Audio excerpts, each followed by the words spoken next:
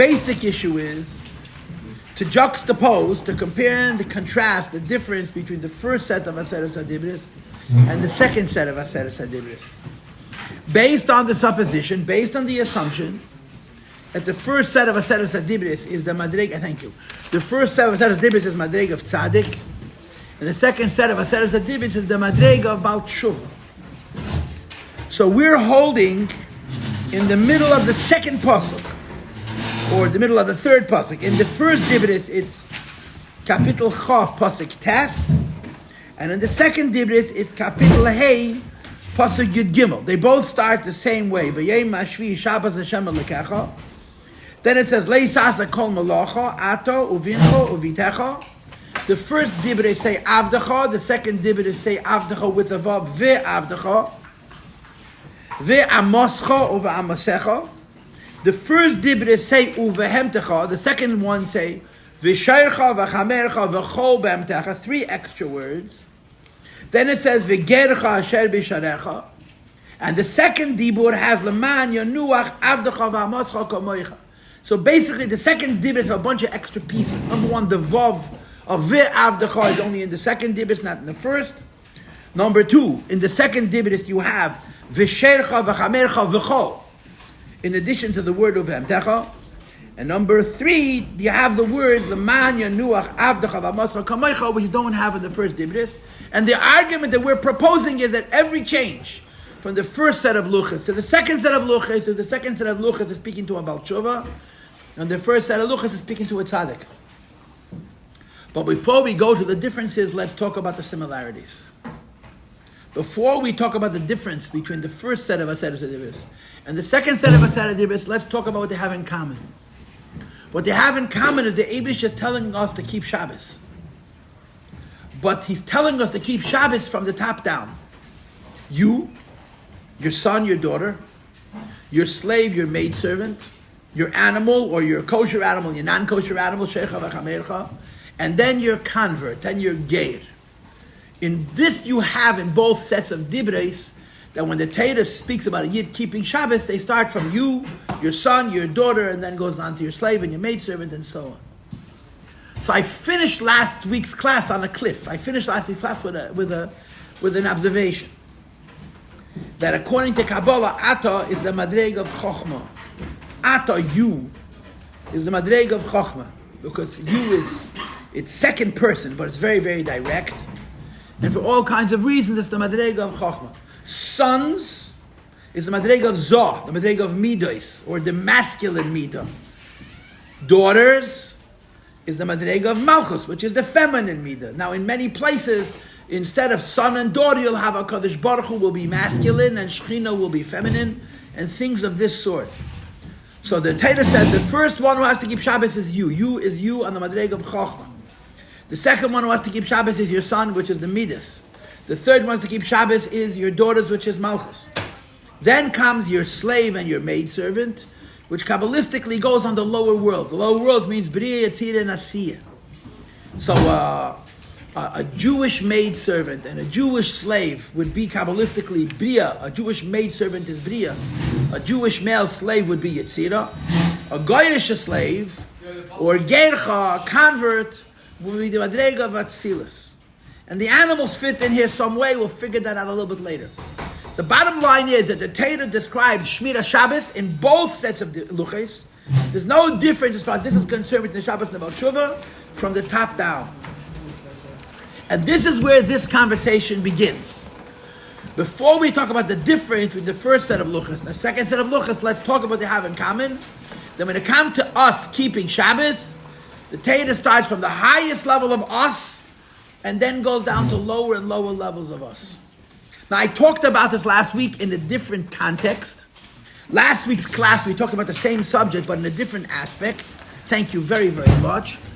I would like to apply some of the logic that we employed last week to this question of why, when it comes to keeping Shabbos, the first one it says is you, then comes your son, then comes your daughter, then comes your slave and your maid, then comes the gate, and so on.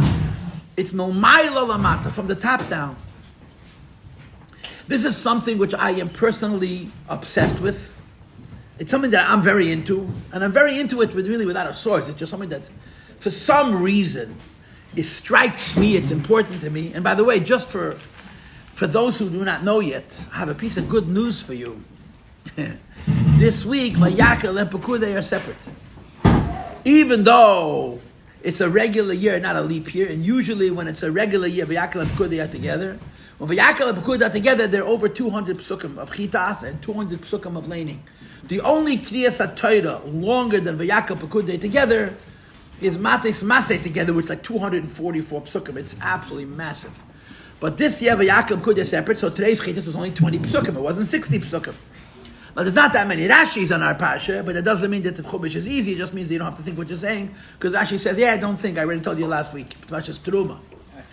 But S and Ace is a pain in the neck. S and Ace is a huge pain in the neck, yes. And of course, in our Parsha, the same thing as last week. Every time you mention building the Mishkan, you mention first, somebody? Every time you mention building the Mishkan, you mention first, Shabbos. Last week in Pashas Kisisa, when Hashem finished giving Moshe all the instructions, what was the last thing Hashem told Moshe Rabbeinu? In Pashas Kisisa, Machza Shekel for the Adonim, Machza Shekel for Karbonis, whatever the case is. Then you have the Kiyar, the water basin. Then you have the Shema Namishcha. Then you have the Keteris Hasamim.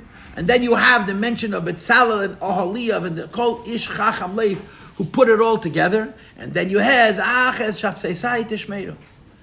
I want you to build a Beis HaMikdash, and it's going to take a lot of skill, take a lot of money, take a lot of time. Shabbos, cease and desist. Shabbos is higher than building a Beis HaMikdash. So to say the language of Chabad, Shabbos is even higher than Dira B'Tachtoinim. Everybody knows that the purpose of this world is to make the world home for HaKadosh Baruch Hu. Shabbos, even Lubabs are above it. Shabbos is you rest. So when Hashem tells it to Moshe, he leaves it for last. The last instruction Hashem gives Moshe Rabbeinu is, listen, I told you to build a Beis HaMikdash, but don't do it on Shabbos. Moshe reverses the order. When Moshe speaks to the Yidden, the first thing he says, listen, before I tell you anything, I want you to know everything I'm about to say has nothing to do with Shabbos. When Shabbos comes, no matter how holy your mission is, no matter how important your mission is, Shabbos, you cease and desist. Shabbos Shabbos a Yid is above the world, and there's no Beis HaMikdash, there's no Dira B'Tachtoinim. And it takes Chitas, the parsha begins, Eila Dvarim B'Shatziva Hashem, number one, you have to keep Shabbos. And then comes the minyan of Beis HaMikdash, building of the Beis HaMikdash. So I've told this to you many times before, that there's a Mishnah, Mesech Chagiga, which gives a whole thing, and Chassidus makes a very big tumul out of it. If you will learn all of the psukim in the Chumash, and even all the psukim in Navi, and Ksuvim, that talk about keeping Shabbos, you will not have a clue how to keep Shabbos. Not a clue. The laws of Taras, you'll know pretty clearly. The laws of Karbanos, you'll know very clearly. The laws of most Tumah and Tara, you'll know not bad. If you learn all the psukim of the Chumash, I think there's 49, either 49 or 32 references to Shabbos in the Torah. You learn all of them, you won't have a clue how to keep Shabbos. Why? Because Shabbos has a positive and a negative. What's the positive of Shabbos? The positive of Shabbos technically is making Kiddush. And the Rambam says you have to make Kiddush in the beginning of Shabbos, which we call Kiddush. And you have to make Kiddush at the end of Shabbos, which we call Havdalah. Katsheu b'knisaseu b'yitziyasei. Shabbos opens with Kiddush, and it finishes with Kiddush. And then Shabbos you're supposed to rest and all the rest. In order to rest on Shabbos, you have to work all week hard. Otherwise, you don't rest on Shabbos because you didn't do anything in the week. So Shabbos is not unique. And then you had the Lamed Tes Melachos of Shabbos. They now let it make a real change in the Eibishter's world, which is called the Malacha, like I explained to you with some detail last week. But in the Chumash, you don't have the Lamed Tes Melachos. You just don't have them. In our Pash, you have making a fire, which a lot of people interpret to mean that you're not allowed to punish. On Shabbos, you don't punish people. A person's chayiv einish bezdin. Shabbos, there's no einshim. There's one mention of B'chodesh or B'kotzi, you shouldn't plow, you shouldn't cut. And there's a machlekes what that means. Rashi in last week's parasha. It says, Al Yetze Ish Mem Koima, you're not allowed to go out of your place on Shabbos. And that's pretty much it. There's very few details about what it means to rest on Shabbos. There's very few details about what are considered Lamed Tes Melachos of Shabbos, but you know them only from Teirah Shebal Peh.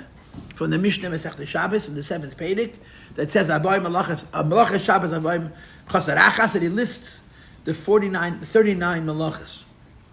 Now the question is, if Shabbos is so important, It's more important than Yom Kippur, like I explained to you last week. Why can you learn the entire Torah and not know how you're supposed to keep Shabbos? You know how to make Kiddush, maybe. You know how to make Havdalah, maybe. And by the way, Kiddush on wine is already a derabanan, but that you open Kiddush by announcing that it's a holy day. You close Shabbos by announcing that it's a holy day. But that's about it. Why does the Torah not tell the Lamites Melachos of Shabbos? And just to make it interesting, yesterday's Chitas, Shvi, Pashas Kitisa, you have the famous pasuk, Ksevas Advarim Ha'ela, Ki Alpi Advarim Ha'ela, Karati Itcha B'Svas Yisrael, says Rashi, Ksevas Advarim Ha'ela, write down only these words. When the Eibishter gave Moshe Rabbeinu the Torah, he told Moshe Rabbeinu, you're only allowed to write down the Chumash, and the whole rest of the Torah is supposed to be Baal Peh. Torah Shebal Peh, the Torah is supposed to be oral. And for way over 1,000 years, from the time of Moshe Rabbeinu to the time of Rabbeinu HaKadosh, who lived about 100 years after Churban by Yesheni, you're talking close to 1,500 years, the Torah was oral, was not written down. Rabbeinu HaKadosh realized that if he doesn't write the Torah down, the Torah is going to be lost. So he followed the pasuk in the Tilim, Eis Lases La Hashem, Hefedu Torah Secha, that sometimes in order to save Yiddishkeit, you have to save the Torah. You break the Torah, and Rabbeinu HaKadosh was the first one to write down Torah Shebal Peh, but he wrote it in the Lashon Mishnah, which is very, very brief, very concise, full of cryptic allusions. You have to study the Mishnah and so on. It's not so easy to understand. So Torah was oral. Now, one of the great benefits in down-to-earth terms from the Torah being oral is that it's only Jewish. Who doesn't read the Bible today, huh? Who doesn't believe that the Bible was given to them? Lyhadus, the Christians think so, the Muslims think so, I don't know who else. But the Bible, everybody reads the Bible. Muslims read the Quran, don't they? They call it the Old Testament, Bris Chadasha, Bris Yeshana, whatever they read, I don't know. But they certainly hold that it's emes. And it says in the Shabbos davening, every day, Shabbos morning, we say it. Shabbos was not given to Goyim. And it's not an inheritance of Goyim. And the Shabbos that the Eibishter himself keeps, Shabbos was given only to Yidden. And it's not just Shabbos, it's most mitzvahs that are all Baal Peh, right? Some mitzvahs are written very clearly in the Chumash, like the halachas of Kabbanas, Tumetara, etc. But most mitzvahs are called Harada Matuyim B'Shaira. You have one word, or one line, or 2 lines, or 3 lines. All the halachas of Shabbos are oral. And the result of this is that when a guy says, I want to be a Seventh-day Adventist, when a guy says, I want to keep the Sabbath all you want, there's no idea how you keep Shabbos. Because the Shabbos was not written for 1,500 years from the time the Eibusha gave us the Torah. So the way it plays out in history is that only Yidden know how to keep Shabbos. And they understand that keeping Shabbos is not just making Kiddush and putting on a nice suit. It's this Lamites Melachas you're not allowed to do on Shabbos. You're not allowed to make a real change in the Eibusha's world. So the Torah does not write down the Melachas of Shabbos so that it should be hidden. And it was only revealed in times in the Mishnah and the Gemara, which is after the destruction of the second Beis HaMikdash. So basically, Shabbos is Jewish. I heard this from my grandfather. My grandfather was not a Lubavitcher. He was from the oldest boys lit in Teda Vadas in the 20s and in the 30s. Heard this from his Rosh Yeshiva, from Mr. Mendelovich, Rabbi Mendelovich, who was just like his Rebbe. He would say that the Eibishter made it that the Torah should not be written down, that only Yidden should know how to do the mitzvahs. So Shabbos is unusual. You know what's unusual? Because there's so many psukim on Shabbos in the Chumash. There's so many. There's a chunk in Parashat B'Shalach, Obviously, Yisra, you have the first set of Maseres HaDibros. You have a little bit of Mishpatim. In Parashat Kisis, you have a whole Parsha, like 8 or 10 psukim back to Shabbos. Shabbos comes up in the Chumash over and over and over again. And you learn all the psukim about Shabbos. Keep Shabbos holy, keep Shabbos, don't forget Shabbos, keep Shabbos holy, don't forget Shabbos, keep Shabbos holy, over and over and over again. And you learn all the psukim on Shabbos, and you don't have a clue how to keep Shabbos.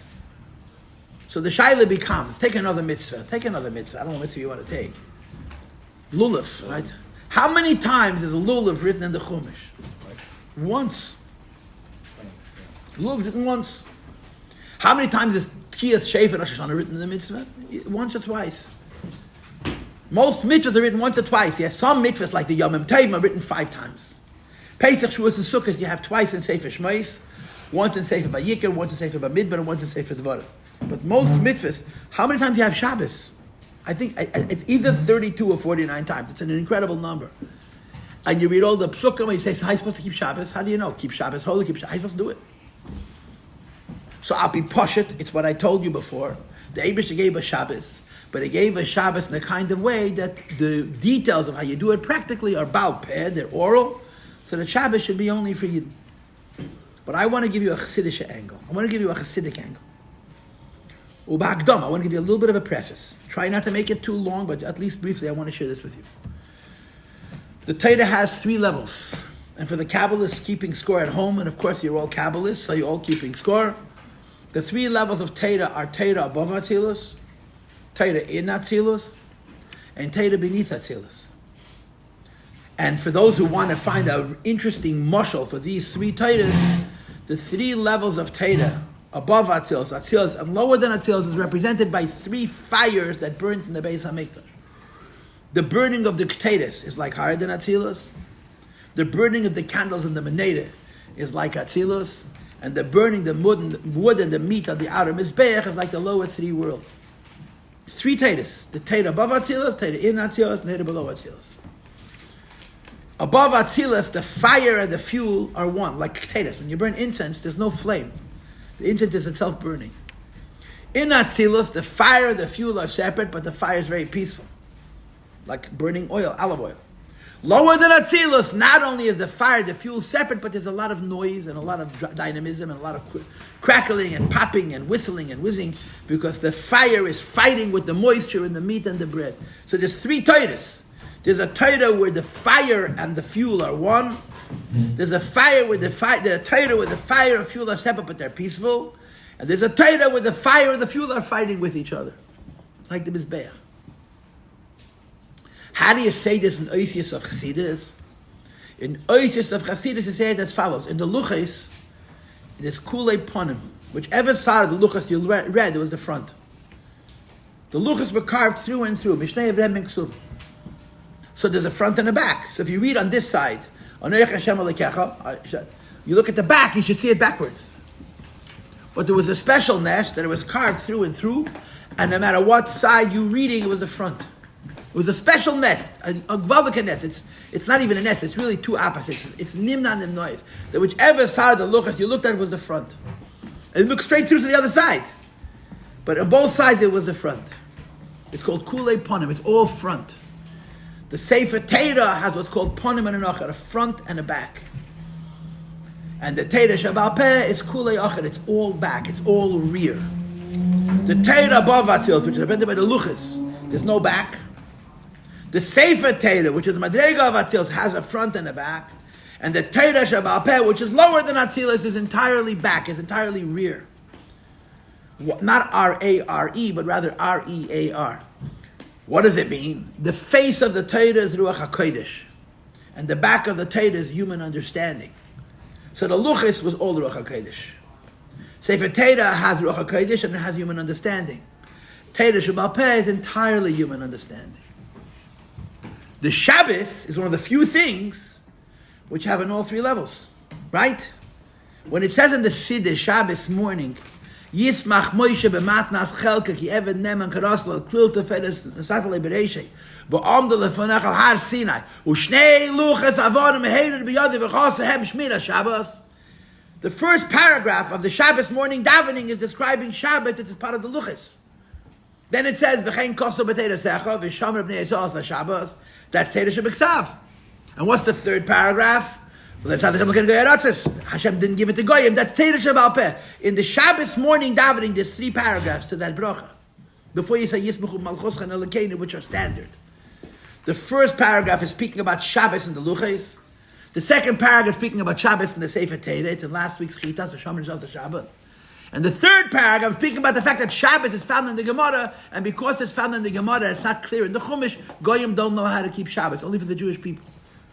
And Abi Kabbalah, the first paragraph is all front, all Ruach HaKodesh. The middle paragraph has a front and a back. And the 3rd paragraph is all Acherayim, all rear. So I want to explain to you something, Pnimis Hanyanim. Shabbos is a holy day. And if you're a holy person, on Shabbos you feel the holiness of Shabbos. There are stories that mamish make your hair stand on your head. I read a story But a certain Hasidic Rebbe who built himself in Aron Kodesh, in his shul, and on the one side of Aron Kodesh had a place for the chazan, and the other side of Aron Kodesh had a place for himself to stand, yes? And he made the Aron Kodesh with an overhang, that the top of the Aron Kodesh would extend over the space where he stood, and over the space where the chazan davened. A whole week he stood under the overhang, and on Shabbos he physically did not fit. He was taller. He didn't fit. Now his Shabbos clothes were tailored when? During the week. Whoever made him Shabbos clothes during the week, made him during the week. But he was physically larger on Shabbos than he was during the week. A Maaseh Shahoya. The Heilig Yerushalayim Rebbe was a baby, a little boy. And he went to Cheder. They learned the Gemara, Shecheach Mosei Shabbos. If you forget when Shabbos is, it's a whole shaila what you should do. Should you count 6 days and then keep the 7th day of Shabbos? Or should you keep the first day of Shabbos and then count 6 days?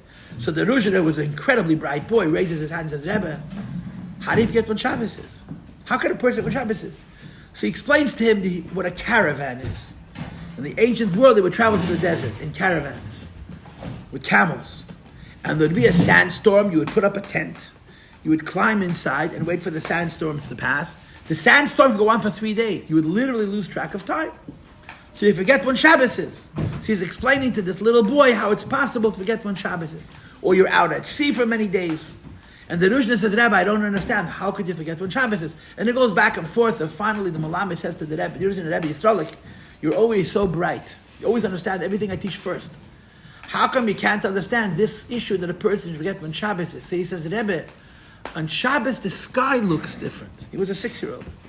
Rebbe, on Shabbos, the sky, how would you forget when Shabbos is? The sky looks different. They say that in the Polish Welt, this is not so much in Chabad, I don't think. There were tzaddikim who 6 days a week they fasted. They mamish didn't eat. Now you know what happens to a person who fasts for 6 days? His stomach shrivels. When your stomach shrivels, even you want to eat, you can't. And on Shabbos, they would eat non-stop. 6 days they fasted, and Shabbos they didn't eat like a normal person. They ate for 100 people. No one understood how it was possible by Gashmias. Because it's holy food, Shabbos, Einik Shabbos. These are examples, but they're stories of tzaddikim who literally experienced the holiness of Shabbos. On Shabbos, the world was on a different level. I'll tell you a Chabad Maaseh. It's Taka Chabad Maaseh. The Alter Rebbe had a chas, his name was Reb Isaac Hamler. The Yitzchak Isaac Halevi Epstein from Hamel. He was a Litvish Gon.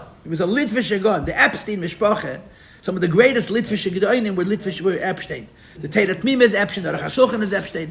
But he was a chas Alter Rebbe Epstein. He was a Gon Oilam. Every year he made a siyum on the whole Shas. And he was Meinach Yom. He was a very long time. He was by the Alter Rebbe, he was by the Mittler Rebbe, by the Rebbe the Tzemach Tzedek. Tzemach Tzedek was a lot younger than him, at least 25 years. But the Isaac Hamler was the Chassid, Tzemach Tzedek was the Rebbe, in fact, the fact that the Tzemach Tzedek was so much younger than him.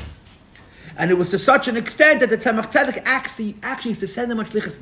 Tzemach Tzedek would call in this ancient Chassid, who was literally a whole generation older than him, and send him on missions, and he had bittul. He listened to the Tzemach Tzedek. So Tzemach Tzedek once called him, the Isaac Hamler. This is Epstein we're talking about? Yes. And he said to him, I want you to go to the Ruzhiner Rebbe. In Ruzhin or Sadigan, I don't know where it was. And the Ruzhiner was even younger than the Tzemach Tzedek. Ruzhiner was 7 years younger than the Tzemach Tzedek. And Rabbi Eisel was probably 25 years older than the Tzemach Tzedek. He was 30 years older than the Ruzhiner. But the Ruzhiner was a Tzaddik Elyon. Ruzhiner was not just, he had no Yetzer Hara, he was a godly man. I heard from my Rabbi Reuben that when the Ruzhiner was a little boy, the biggest tzaddikim of Poland used to stand in front of him and shake hand and foot from Pachad as a child. He was mamish, he was holy, Merechem Meleda. He was the great-grandson of the Bezitcher Maggid. So Isaac Hamler traveled from Lubavitch to Ruzhin. It was a great distance, or to Sadiger, it was even a greater distance. But he made up his mind, he made a hachlata. He's going to see the anhaga of a new Rebbe, a new tzaddik. But a tzaddik that kula alma le pligi was a real tzaddik. You know, even though Chabad are all elitists, yes, but everybody knew that around the Ruzhin, you're talking about Alakus Mamish.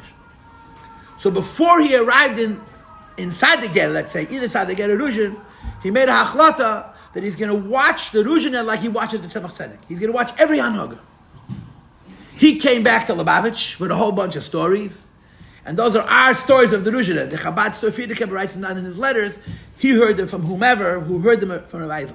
Rabbi Eisel came back to Lubavitch with a whole bunch of stories from that one Shabbos by the Ruzhina Rebbe. And one of the stories he told was the following. That the Ruzhina was sitting in his shtibel, in his yechidus room, as it were, surrounded by chassidim. And it was Friday afternoon, it was late, Friday afternoon. And the Ruzhina gerechet al lulke, he was smoking a pipe. But it was old pipes. I once saw these pipes. They're very, very long, and the base of the pipe, it sits on the ground, and you smoke it like this. And the Ruzhina is smoking his pipe, and the shamis, the mishores, the gabbai walks in with a little gavel, a little hammer, the kind of hammers you have in a court of law. You get the clap, he bangs on the table, and he says, Shabbos. Shabbos. As soon as the gabbai said Shabbos, Rabbi Eisel, who was watching the Ruzhina with Ein P'ticha, he was a maven. He once told somebody, I don't have Ruach HaKodesh, but I know what Ruach HaKodesh looks like. I'm a maven. He was watching the Ruzhina. He said, as soon as the Meshorah said Shabbos, the lulke, the pipe, fell out of the Ruzhina's mouth. He didn't spit it out, fell out of his mouth. He described it. The lulke is a rausgefallen von seinem Maul, und ich hab gesehen, klar, wie zaruf oben, und mir sind geblieben unten. I could see with my physical eyes. He went up to another place. I mean, physically, he didn't start to, what is the word that they use? Levitate. He wasn't floating. Like the wagons with Eliezer David Avraham. But he said, I saw clearly, he went to another world, and we remained where we were. He saw by Tzadikim Shabbos. And I want to propose to you that that's the pshat of the Chumash, and that's the pshat of the Aseres HaDibros. There's a Shabbos that you and I keep. The Shabbos that you and I keep is based on the Shulchan Aruch. What you're supposed to do, what you're not allowed to do. So if you learn Hilchah Shabbos, the very first siman is covered in ein. You have to make Shabbos honored, you have to make Shabbos pleasurable, you have to have a tablecloth, you have to have candles, you have to have good food, you have to have nice clothes, right? This is covered Shabbos, Neinik Shabbos. And then, of course, comes all the things you're not allowed to do. Don't do this, and don't do this, and don't do this, and don't do this, and don't do this. And there's sprinkled in a couple of things. You got to make Kiddush, you have to have a Suda Shabbos, you have to lay in only 7 aliyahs, and all the things. But Shabbos in Halacha is mostly don't do's. But the don't do's of Shabbos is all in the Gemara. It's all the third paragraph of the bracha of Shabbos morning. Shabbos in the Torah is describing the idea that when Shabbos comes, a Jew is holy. In other words, what I'm trying to say is that in the Chumash, there's no discussion about the malachas of Shabbos, or there's very little discussion about the malachas of Shabbos, because the Torah is not describing the technical side of Shabbos. The Torah is describing the holy side of Shabbos. When Shabbos comes, a Jew is holy. The minute Shabbos enters, a Jew is holy. And if a person is truly holy when Shabbos comes in, he will never do a malacha, even if he doesn't know what they are. In other words, I'm saying a different pshat. The reason the Chumash speaks so much about Shabbos and says nothing about the malachas of Shabbos, because there's something called Pnimius HaShabbos. The neshama of Shabbos is that on Shabbos a Jew is holy. A Jew is uplifted. A Jew is higher than the world. And when you're above the world, automatically you have the shaychus to malach. Where you live, there's no malach. And this is the pshat that I'm suggesting in the Chumash, that the reason the Chumash does not tell us the malachas, in addition to the reason I gave you before, that we want that only Yidden should know how to keep Shabbos, and Lahav Lagoy should not, there is the Chumash version of Shabbos is the holy Shabbos. Not the technical Shabbos, not the Shabbos of the rules. You're not allowed to do this, you have to do this, you're not allowed to do that, you must do this. You shouldn't do this, if you do this, it's not so good, but it's not so bad, which is all in halacha. The Shabbos in the Sefer Torah, the Shabbos in Torah Shebeksav, is Kedushas HaShabbos, it's speaking about the holiness of Shabbos. Now, if we accept that supposition, we can now learn the Seres HaDibros. The first person has to keep Shabbos is Ata. The first person to keep Shabbos is the holiest you. Ata means Chochmah. The way a Yid is in the Madrega of Chochmah Vatzilus. Shabbos starts from holiness. Technically, Shabbos starts from here. You're not allowed to do this, you're not allowed to do this, you're not allowed to do this. But spiritually, mystically, Shabbos starts from here. And in the Aseres HaDibros, which is not even Torah Shebeksav, it's the Luchais, it's not even Ponim v'achar, it's kulei ponim. It's the highest madrega. The luches is the madrega where the letters are carved, not written. In the Seres HaDibris, Shabbos is all about holiness, and the beginning of that holiness is the holiest part of you. Keep Shabbos first, Ato. The way Yid is in the madrega of Chochmah, when Shabbos comes, he's in a higher level. Then you tell him Bincha. Then a level of Midas of Atzilus, which is also quite holy. You're also Shabbos, you're different. And then you say Bitcha, your daughter, which is Malchus of Atzilus. And then you go down to the lower worlds. Avdecha v'amoscha, your slave and your maidservant. Now I'm a little bit spinning it. Shalei kipshut, because Bepashtas Avdecha v'amoscha means an Evet Knaini and a Shivcha Knanis. But I'm translating them as an Evet Ivri and Omo Ivriya because it works for my purposes. It goes right into my wheelhouse. It works with my creativity and my imagination, even though who says it's emes. So the way the Torah, the Seres HaDibros describes Shabbos is the first person who keeps Shabbos is the holiest person. The holiest you is told first. Shabbos, you're holier. A whole week you're in this station, Shabbos in a holier station. The second one to keep Shabbos is a less holy you. That even though you're at a lower level of holiness, and Shabbos you should be a higher level. And the third level of Shabbos, which is called your daughter, is a level which is even lower. When it comes Shabbos, you should be holier. And the same, it goes from higher to lower. Ata, ubincha, ubitecha, from the highest levels to the lowest levels. Avdecha, v'amoscha, v'emtecha, v'gercha, or v'sachshercha, v'chamercha, v'chol b'emtecha, v'gercha. The second luchas have more details. But the tzad ha-shavish ha-behem is that the way a Yid is told that to keep Shabbos, you start from the holiest level, you come down to the less holy levels. Because there is two Shabbos in each Shabbos. There is the Shabbos, forgive me for bringing it up, which is called, get out of the shower, it's almost the Shkiyah. And I hope no Jew should find himself in a position where he needs to be told, get out of the shower, it's almost the Shkiyah. And he says, but I didn't have my 15-minute minimum shower because you were in there before. It's Shabbos. And Shabbos is the worst. Shabbos? If you keep Shabbos, you're a religious Jew. You don't keep Shabbos, I don't even want to say. Shabbos is compared to Avodah Zarah. I told this to you last week. If a person does any Avodah in the Torah, besides for Shabbos and Avodah Zarah, you can trust him about other things. You can trust him about any issue of Issa v'Heter if it's not negir to him. But a person's a Machal Shabbos, or an Eved Avodah Zarah, he's not considered Jewish. Mamish.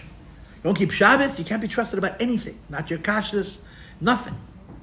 Because Shabbos defines us more than any mitzvah. So there's the get out of the shower Shabbos. And there's the Shabbos is a holy day. Shabbos is a holy day. Jews are on a different level altogether. And the truth is, this is a whole fabringen unto itself if you want. But there's an Eir Anpin. You know, we're born from, all of us are born from. I know a lot of you think that you're Fraya and you're Oisvas and you're Chveisvas. You have no idea how from you are. The worst of you is so religious. We're so frum. We just have, the standards are so much higher, so we're never good enough. Think about this from a Goyish point of view. Go to, I don't know what, to Georgia or Alabama or Mississippi or you name it, Louisiana, Florida, to the typical Goy, and tell that Goy that 1/7 of his life, he wears different clothes, eats different foods, does different things, and behaves and feels about himself differently than he feels the other 6 out of 7 portions of his life.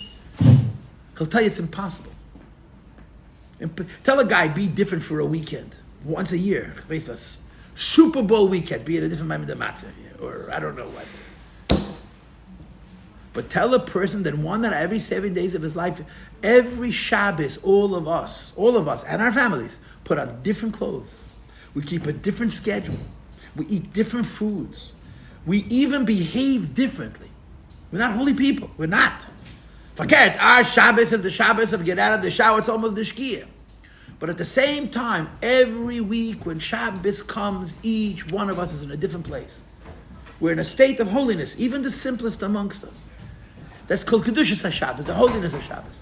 And this is a matana that Eibush gave only Yidden. He didn't give it to Goyim Lahavdu. That every 7th day, or to use the Lashon from last week's class, our work is the work of rest. It's the work of not working.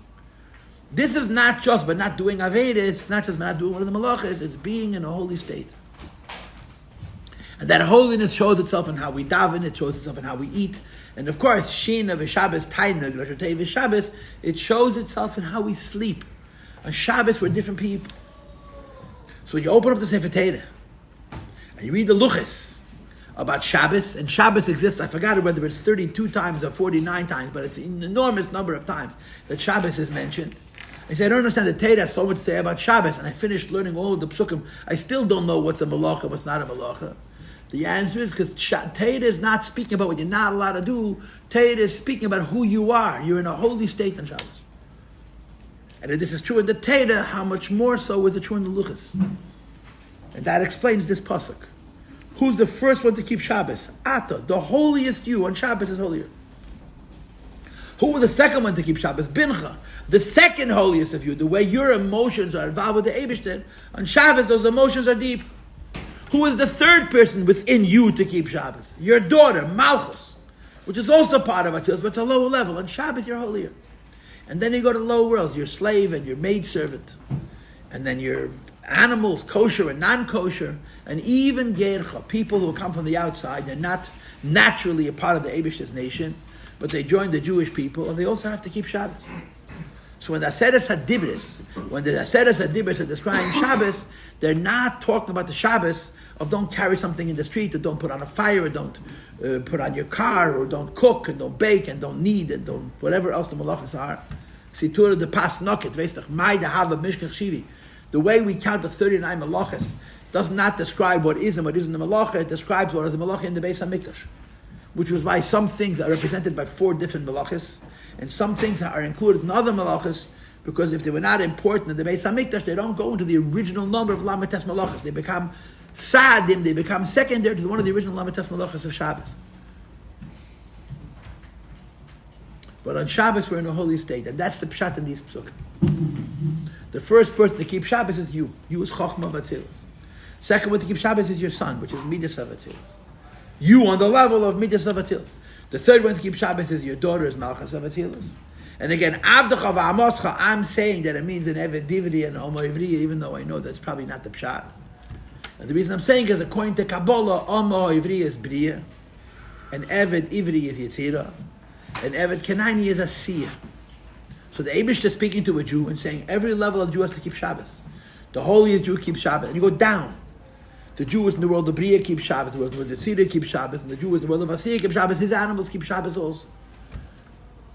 Okay, this is how I'm interpreting the details found in Kapitel Chav Pasuk Tes in the first set of Dibros, and in Kapitel Hey Pasuk Yud Gimel in the second set of Dibros.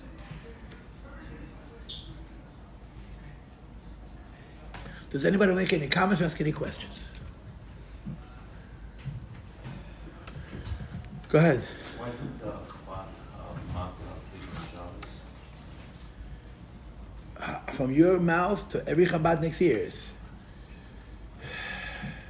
Because if sleeping on Shabbos is holy, so davening and learning is a koshke v'kavachem, and that's holy.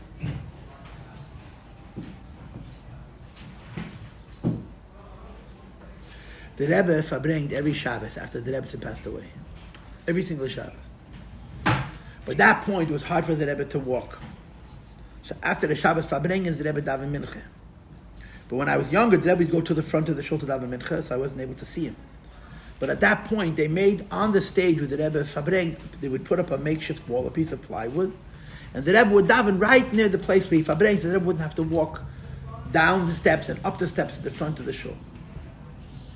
Every single Shabbos. Every single Shabbos. We would daven mincha. You would say Kedusha, and the Rebbe would sit down. How much time is there from the time the Rebbe would sit down till Moedim? Ata Echad and Elkeinu, 2 paragraphs. How much time? They say Ata Echad, Shimcha Echad, Elkeinu, Elkeinu. They say no, and then right away is Shabbos by mincha. There's no Yitzchak Malchuschi. You skip it. And every single week the Rebbe dozed off. You could see it. He'd fall asleep. For how long? 30 seconds, 50. It was so short. And as soon as the chazan got the mincha, you would watch him wake up and stand. He never overslept mincha, and made him. But how does a person sleep like that? He would see the Rebbe fall asleep. Shabbos and mincha every week with the shavua b'shavua. Now we know that there's an inyan of sleeping out of Shabbos. Right before Shabbos, on Friday afternoon, was his man of Shinan. Alter Rebbe used to fall asleep. The Hill used to put himself to sleep. But apparently there's a need of sleep by David that I didn't know of Mincha time. So he slept on Shabbos too, the Rebbe. He pulled that off also, but it took like literally 15 seconds. But every week they would doze off. Huh? You would watch him. You could see him was in the middle of the shul. He wasn't mamish in the front, he was mamish in the middle of the shul. There were people who could stand and look at the Rebbe from the front if they wanted to stand behind that wall. Every Shabbos, for a few seconds, at Angerschlossen. So apparently sleeping on Shabbos is not what we think it means. It's not like sleep. You eat a big meal and you sleep 12 hours. That's not pug the gavon of sleeping on Shabbos. It's an inyan pnimi. Okay. A few things that I want to point out. The first is, if my supposition is correct, it should say, Ata, Bincha, Bitecha, Amoscha, and then Avdecha. Because according to Kabbalah, the maid servant is Bina, and the slave, Alma Ivriya, and Eved Ivri is Yetzira, and then Gercha, Eved Knaini is Asiyah. That's how I'm explaining it to you. So we have a kasha, it's the wrong order. If the whole idea of Shabbos is that Shabbos is being kept from the top down, the holiest you keep Shabbos first, the second holiest you keep Shabbos second, the third holiest you, which is called Bitachal, keep Shabbos third, the fourth one should be Amoscha, because she's the highest level in Bria. Then should be Avdecha, which is the next level, which is in Yetzirah. Now how do you deal with the animals and the kosher animals and the non-kosher animals and the Gadim? We'll see how we'll deal with that in Mitzvah Hashem next week. But the Seder is Avdecha v'Amoscha, first the Eved, assuming it's an Eved Divri, that's the Madrega of Yetzirah. And then Amoscha is the Madrega of El Mabriya. So that's, if what I'm saying is true, and it's a huge if, because I'm making this up, my friends, it should say Amoscha v'Avdecha. That should be the order. First Briya, then Yetzirah. And I don't have a good answer to this question, other than to say what the Chazal say, and the Rebbe brings it in the Maimir. What's the difference between a man and a woman? The man goes out into the field, and he plants, and he seeds, and he harvests, and he brings home the wheat. But you don't eat the wheat. After the wheat is brought home, it's ground into flour, and the flour is kneaded into a dough, and then the dough is baked, and you eat the finished baked bread product. So who brings the food home? The man. Who makes the food into something that you're able to eat? The woman. So the Gemara uses this for a lot of things. Amongst the things that the Gemara uses it for is tzedakah. The Gemara says that the tzedakah of a woman is better than the tzedakah of a man, because a man gives you $1. A woman gives you a piece of bread that you can actually eat. You know, just like on Purim, there's matanos la'avyanim, you give the poor person money. And then there's mishlech manos, given food, you have to buy it, you just eat it. You know, it's closer to the hanoah. So you could say that perhaps, even though Eved is Yetzirah and Oma is Briya, again, assuming that's an Eved and Oma Briya, which is not the Pashto Pshat in the Pasuk, when it comes to Briya and Yetzirah, the Torah doesn't describe it from the higher level to the lower level. The Torah describes it from a practical point of view. First you have to go out and get the food, and then it can be prepared. So in Atzilus, the Seder is Ata, which is the highest level, Bincha, which is the second level, Bitcha is the third level. When it comes to the lower worlds, the Torah follows the order of how it's prepared. The Eved goes and gets the food, and the Alma makes the food in such a way that you're able to eat it. Or to explain it in more Kabbalistic terms. In Kabbalah, you'll learn that there's two concepts of Avedas HaBeirurim. There's two concepts of elevating the world. The first concept of elevating the world is you have to go into the darkness. You have to go where the darkness is, where the sparks are. You have to pull them out of the holes in the wall, out of the mine. You find the diamonds in the rough, and you get yourself all dirty because it's dirty around you. After you find the diamonds in the rough, you break the stones, you find the semi-precious stones and the precious stone and the very precious stone, and you look at it from 1,000 angles, and then you cut it, and then you set it in gold, and then it becomes very valuable. So the Eved is the miner. The Eved is the one who goes and finds the sparks the way they're in a dark place. And the Alma takes those sparks and raises them up back into Atzilus. She makes them crowns. She makes them diamonds which sit in the crown of the Eibishter in a way that they're actually beautiful. So although, when you talk about the highest levels of a yid, the first is the highest level, Ata, then the second level, Bincha, the third level, Bitcha. But when it comes to the lower world, you start from the bottom up. The Eved does the initial Birur, and the Alma does the final Birur. She raises up from Bria into Atzilus. But this doesn't work for a lot of reasons. But this is what we're going with. Okay, this is what we're going with. Now, what's left, I have to stop. What's left for me to explain is that in the first luchas it says, behemtecha, your animals. And the second luchas it says, sheircha v'chameircha, your kosher animals and your not kosher animals, v'chol behemtecha, and all of your animals. And lastly is v'geircha, your converts. And basically I'm explaining this is the lower world. It's this, an animal is lower than a person, and a geir, in this context, is lower than an animal. Not chas v'shalom that a geir tzedek is lower than an animal, but the animal is already the rishus of kedusha. And the geir is joined the rishus of kedusha. And that's the order of how the Eibush that says in Aseret Adibris of how we bring the holiness of Shabbat into our lives. There's a part of each one of us that's an animal. And there's a part of each one of us which is a goy. The part of each one of us which is an animal is a Jewish animal. And the goy within us is nishkayid. And the process of keeping Shabbat is to calm down all the way until the level which the Rebbe would call Hagoya Shabbat Kirbach, the goy inside each one of us. And we will